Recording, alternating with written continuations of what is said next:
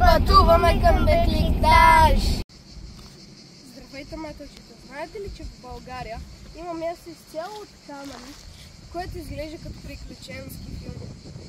Нарича се Бекликтаж.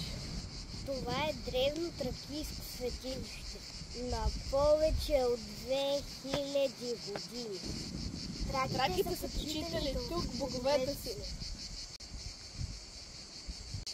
Това е древен календар, метълчета.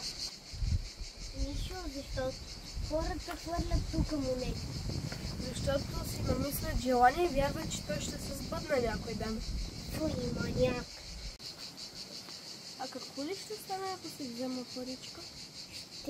Ще имаш лош късмет цял живот. Хей, Мишо, виж, там има слънчев часовник. Нека отидем да го видим.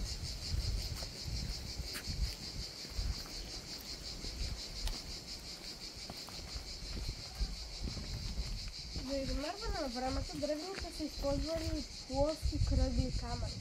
Те са общо 16 на брой, защото според траките месеците били толкова, а дните в месец 22 до 24.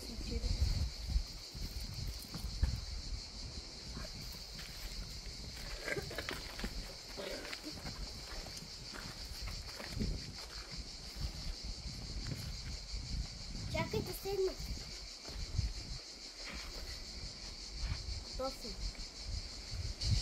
Като посетите Бекликтаж, не забравяйте, мили метълчета, правилата.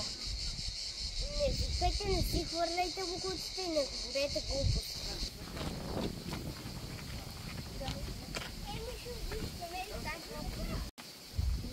Бекликтаж е истински лабиринт, направен от древните хора. Я дай камерата да снимаме навътре.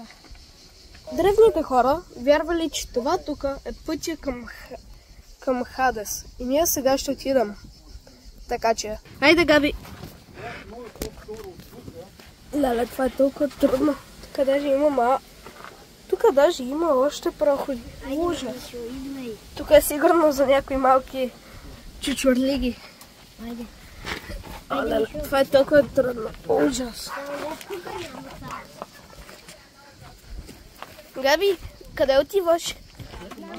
Габи, къде отиваш? Идвам, добре. Виж, тук има проход. Искаш да влезнем вътре? Не. Тук също има. Добре, хайде заобикаляй.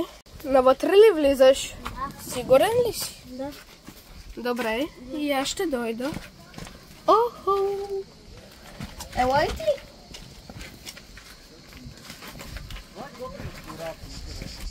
Място е близо до морето и приморско.